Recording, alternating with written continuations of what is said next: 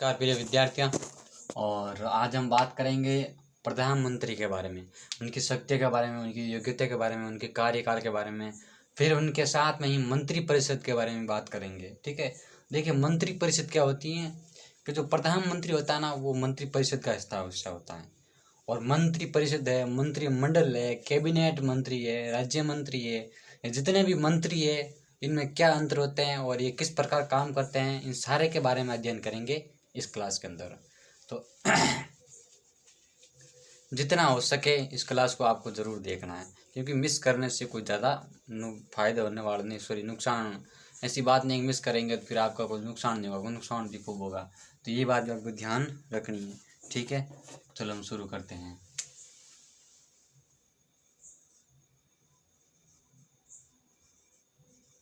प्रधानमंत्री,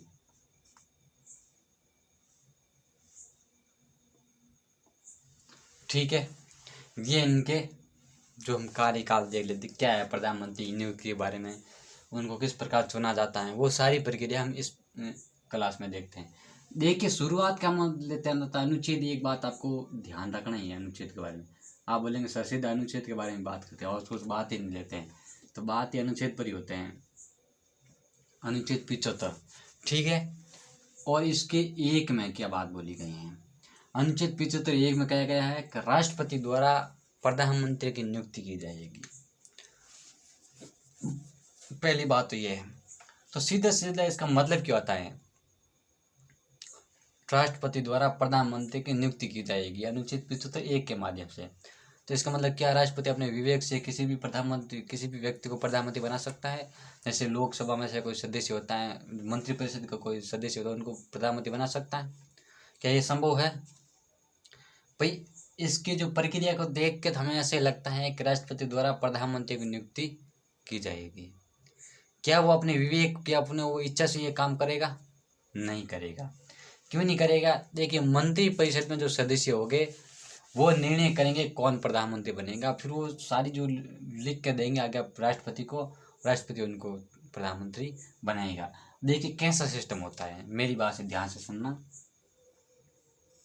ये लोकसभा है, ठीक है, लोकसभा है। और मान लीजिए बीजेपी को कुल मिला के अनुमान लगाते 100 सीटें हैं, जिनमें से बीजेपी को 52 सीट मिली है और कांग्रेस को 48 सीट मिली है, ठीक है। और ये 52 सीट वाले क्या करेंगे, मंत्रिपरिषद बनाएंगे। क्या बनाएंगे? मंत्रिपरिषद बनाएंगे, ठीक है। और इन्हीं में से अपना एक प्रधानमंत्री बनाएंगे, प्रधानमंत्री।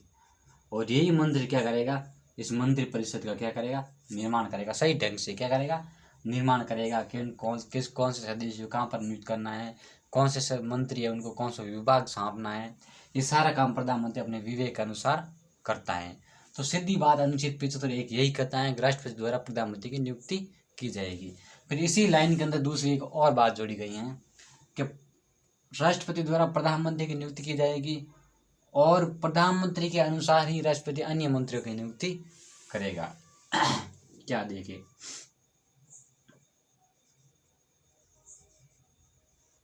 प्रधानमंत्री के माध्यम से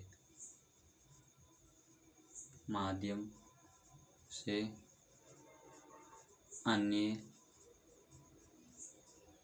मंत्री की नियुक्ति करेगा, ठीक है। ये सिस्टम होगा इस प्रकार। तो अनुच्छेद एक तो आपको समझ आ गया, 75 एक। अब दो क्या कहता है, क्योंकि प्रधानमंत्री रिलेटेड है, क्योंकि राष्ट्रपति के क्षेत्र में मैंने बताया था लेकिन फिर भी बताना आवश्यक है, तो हम जहाँ पर बात होगी वहाँ पर बात करनी जरूरी होती है। अनुच्छेद 75 2, ठीक है। ये क्या कहता है, ये कहता है मंत्रिपरिषद है, सॉरी मंत्री है, वो राष्ट्रपति के प्रसाद पर्यंत अपने पद पर रहेगा। क्या करेगा, कोई मान लीजिए एक मंत्री है, ठीक है, और ये जब तक राष्ट्रपति कहता नहीं तब तक वहाँ उस पद पर रहेगा। कोई भी मंत्री है जब तक राष्ट्रपति कहेगा जब तक उस पद पर रहेगा। और राष्ट्रपति यदि उनको हटाना चाहता है तो उन व्यक्ति उन मंत्री को हटना पड़ेगा। और इसका मतलब सीधा से ये होता है कि मंत्री राष्ट्रपति के प्रसाद पर्यंत अपने पद पर रहता है, जिसका तात्पर्य यह है प्रधानमंत्री के अनुसार वो मंत्री प्रसाद पर्यंत अपने पद पर रहता है। मेरी बात में बहुत अंतर है। कैसे? एक ही बात बोलता है राष्ट्रपति के प्रसाद पर्यंत अपने पद पर रहेगा, और वही इसका तात्पर्य हमें क्या मिलता है? राष्ट्रपति का मतलब क्या होता है? प्रधानमंत्री के प्रसाद पर्यंत अपने पद पर रहेगा। क्यों रहेगा? देखिए क्यों, क्योंकि अनुच्छेद 75 के माध्यम से अनुच्छेद 74(1) के माध्यम से क्या है? राष्ट्रपति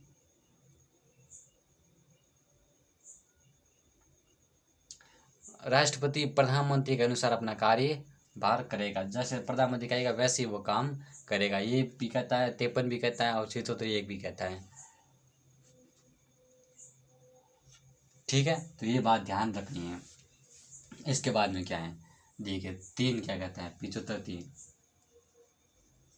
अनुच्छेद 75(3। देखिए ये क्या बोलता है? ये बोलता है मंत्री परिषद सामूहिक रूप से लोकसभा के प्रति उत्तरदायित्व रहेगी। तो ये भी ध्यान होनी चाहिए। तो कुल मिला के प्रधानमंत्री का काम तो आपको समझ में आ गया कि प्रधानमंत्री का क्या है सिस्टम, उसका मतलब कि उनकी कैसे नियुक्ति होती है। तो ये थोड़ा सा ये काम है। फिर प्रधानमंत्री के कार्यकाल देख लेते हैं, किस प्रकार उनका काम होता है, क्या कार्य होता है। ठीक है, कार्य, इन कार्य को 3 भागों में बांटा जाता है।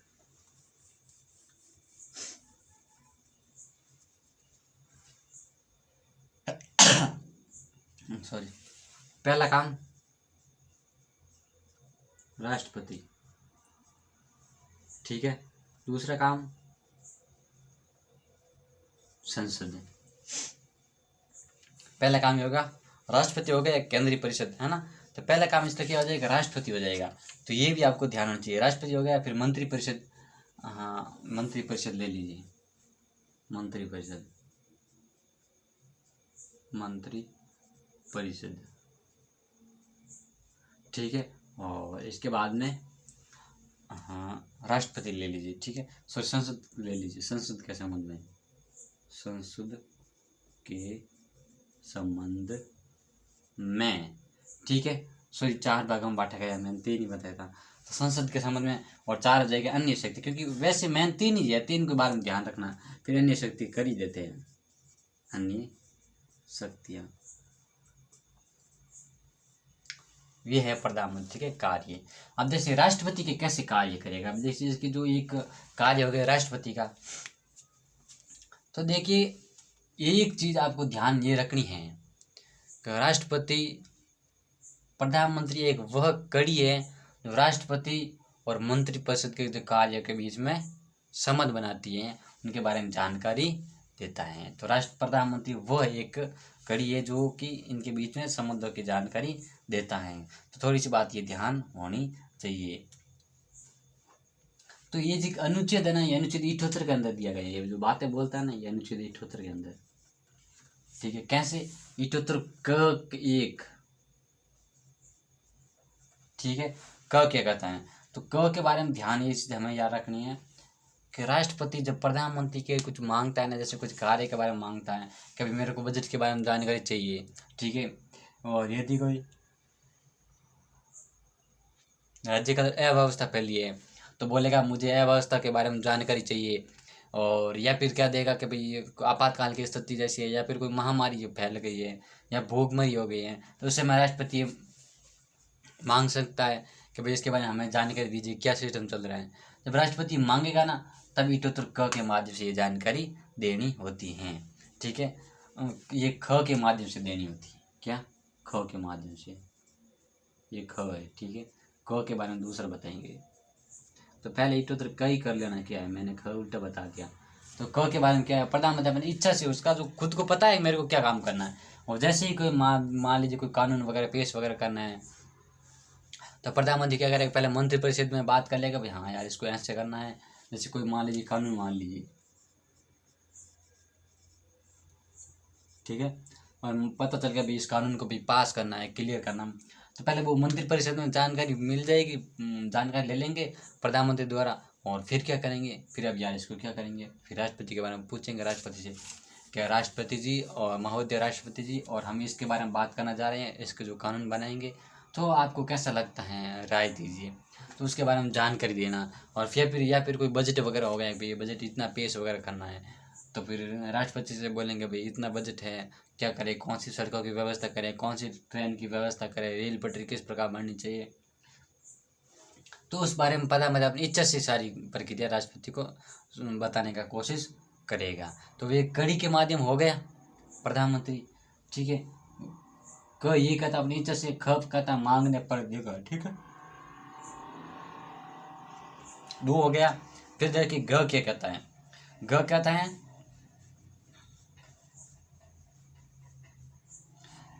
ये ग के बारे में देखना है हमको। ग क्या कहता है, मान लीजिए कोई कानून है, ठीक है, कोई कानून से संबंधित कोई बात है, कानून के संबंधित, और लगा कि यार ये जो कानून है इनको पास करना है, तो कोई भी मंत्री इसके बारे में जानकारी उसको पता होगी मंत्री को, और मंत्री ने निर्णय कर दिया है कि भाई अपना जो ये अंतिम निर्णय है ये हो गया, और वो अपने मंत्रिपरिषद में रख देता है, सारी प्रक्रिया चलने शुरू हो जाती है, और तभी प्रधानमंत्री को लगता है कि इसके बारे में सही जानकारी नहीं ली गई यार, कि मतलब कि ये तो पूरी क्लियर बात ही नहीं हुई कि हाँ हम ये कानून वगैरह पेश कर रहे हैं, क्या आपको कैसा लग रहा था, इसके बारे में कुछ बात ही नहीं की है, तो तब क्या करेंगे, तब करेगा जो राष्ट्रपति को पूछेंगे भाई, उसको बोलेंगे या राष्ट्रपति जी को आप इसके बारे में क्या सोचते हैं, तो जब राष्ट्रपति के पास में जाएंगे तो राष्ट्रपति इस मंत्री को क्या करेगा, वापस उसी कानून को मंत्रिपरिषद में लाने की कोशिश करेगा, कहेगा कि मेरे आदेश ये हैं कि उस कानून के बारे में पूरी जानकारी, मतलब उनके कानून के बारे में पूरी जांच होनी चाहिए मंत्रिपरिषद द्वारा, तो ग के माध्यम से ये काम होगा। तो ये राष्ट्रपति एक प्रधानमंत्री के रूप में काम, प्रधानमंत्री को राष्ट्रपति के कड़ी के रूप में काम कर रहा है ना, मंत्रिपरिषद और राष्ट्रपति के बीच में कड़ी के रूप में काम कर रहा है, ठीक है, तो ये बात पता होनी चाहिए। फिर इसके बाद में क्या होता है, मंत्रिपरिषद का संबंध दायित्व क्या बनता है, पहला अब राष्ट्रपति हो गया, फिर मंत्रिपरिषद के संबंध दायित्व। देखिए मंत्रिपरिषद के संबंध दायित्व क्या बनता है, पहले दायित्व यही है कि मंत्रिपरिषद का निर्माण करेगा, ठीक है, और मंत्रिपरिषद के अंदर मुख्य जो मंत्री होते हैं उनको जगह जगह विभागों का नियुक्त करेगा, और विभागों के बारे में जानकारी लेगा, ठीक है, फिर देखेगा उस विभाग के अंदर काम चल रहा है कि नहीं चल रहा है, तो ये सारी काम वो प्रधानमंत्री करेगा इसके बारे में, ठीक है। किसी मंत्री को इस्तीफा देना है या राष्ट्रपति को मंत्री को बर्खास्त करना है, तो उस मंत्री को के जानकारी वो राष्ट्रपति तक पहुंचाएगा, अभी ये मंत्री है वो अपने इस्तीफा देना चाहता है, तो ये सारी जानकारी क्या करेगा, प्रधानमंत्री राष्ट्रपति तक सौंपेगा, तो ये उसका संबंध में काम हो जाता है, ठीक है। ये मंत्री को विभिन्न मंत्रालय के अंदर आवंटित करता है, ठीक है, मंत्री को विभिन्न अलग अलग मंत्रालय होते हैं उसके अंदर विभाजित करते हैं कि भाई ये मंत्रालय वो आपको सौंपा जाता है, ये आपको सौंपा जाता है, ये उसको सौंपा जाता है, ये इसको सौंपा जाता है, सी को सौंपा जाता है, बी को सौंपा जाता है, ए को सौंपा जाता है, या जेड को सौंपा जाता है, तो ये सारी प्रक्रियाएँ इस प्रकार होती हैं, ठीक है। फिर हमारा जाता है संसद, संसद के संबंध में राष्ट्रपति का क्या कर्तव्य बनता है, ठीक है। तो पहला कर्तव्य क्या बनेगा, राष्ट्रपति को संसद के विभिन्न सत्र आउट कराने की कोशिश करेगा। प्रधानमंत्री क्या करेगा, प्रधानमंत्री बोलेगा राष्ट्रपति को कि संसद का सत्र आउट कराना है, सत्र बुलाना है, इसके बारे में आपको जानकारी है कि नहीं है, तो प्रधानमंत्री ये बोलेगा राष्ट्रपति को कि भाई संसद को कई सत्र अवसान करे, सत्र के लिए आहूत करे, तो तब राष्ट्रपति बोलेगा भाई हमारा सत्र शुरू करना है, और संसद के दोनों सदस्य सदन लोकसभा राज्यसभा आइए और संसद का सत्र शुरू कीजिए, फिर सत्र शुरू करेंगे, और यदि इसके अंदर कोई विभाजन वगैरह कोई लड़ी झगड़े हो जाते हैं तो प्रधानमंत्री फिर कहेगा राष्ट्रपति को कि इसके बारे में आपका मतलब इसका निवारण कीजिए ना, निपटारा कीजिए, क्या समस्या है, तो ये सारी प्रक्रिया राष्ट्रपति और प्रधानमंत्री के बीच में होगी। प्रधानमंत्री इसके बारे में सारी जानकारी देगा, तो ये चीज़ तो आपको समझ में आ जानी चाहिए कि हाँ संसद में इतना काम करेगा। और फिर लोकसभा जिस समय प्रधानमंत्री क्या करेगा, जो लोकसभा के अंदर विशेष सदस्य के रूप में प्रधानमंत्री होगा, हर मेन काम के अंदर होगा, ठीक है। और फिर लोकसभा का विघटन करने के संबंध में निर्णय भी दे सकता है कि मान लीजिए लोकसभा को विघटन करना है, राष्ट्रपति प्रधानमंत्री को अच्छा नहीं लगाया कि लोकसभा सही ढंग से चल नहीं रही है, तो वो क्या करेगा, लोकसभा का विघटन भी करवा सकता है। ठीक है, तो ये बात है। वह स्वयं किसी मंत्री को संसदीय कार्य से भी बर्खास्त कर सकता है। उसको लगा कि संसद के सदस्य में से कोई भी मंत्री है, सदस्य है, वो अपनी सही ढंग से काम नहीं कर रहे हैं, तो उनको हटाने के लिए भी काम कर सकता है। ठीक है, स्वयं या किसी मंत्री को संसदीय कार्य का प्रभार देकर सुनिश्चित करता है कि लोकसभा राज्यसभा के प्रशासनिक कार्य में कोई समस्या उत्पन्न न करे हो। सही, वो हटाने की कोशिश नहीं करेगा, यदि कोई समस्या उत्पन्न हो रही है तो उसके बारे में जानकारी देगा, हटाएगा नहीं। ठीक है ना, तो ये थोड़ी सी वापस देख लेना। फिर अन्य शक्ति के अंदर क्या होगा, अन्य शक्ति के अंदर ये होगा भाई प्रधानमंत्री नीति आयोग पूरे में योजना आयोग का अध्ययन करेगा। भाई नीति आयोग है, ठीक है, नीति आयोग के पूरे में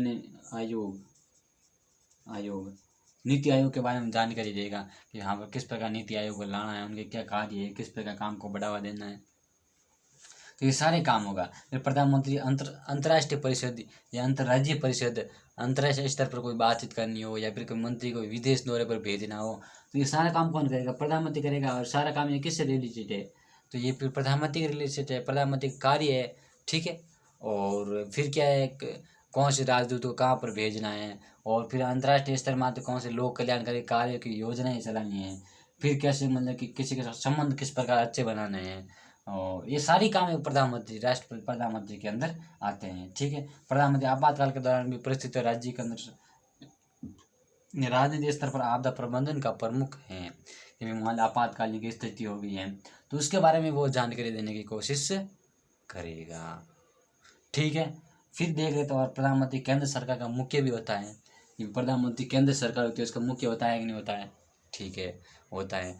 और कोई भी कानून वगैरह पास होता है तो उसके नाम पर प्रधानमंत्री की योजना होती है। कि मान लीजिए 370 धारा हटी थी, ठीक है, 370 धारा, तो उस समय ये थोड़ी बोलता है कि राष्ट्रपति ने 370 धारा हटी थी। आपको कैसे पता चलेगा, क्योंकि कईयों को यही नहीं पता है कि 370 जिस टाइम धारा हटी थी उस समय प्रधानमंत्री राष्ट्रपति कौन थे, ये भी तक भी पता नहीं है। लेकिन फिर भी 370 धारा हटने पर किसका नाम आता है, प्रधानमंत्री का आता है।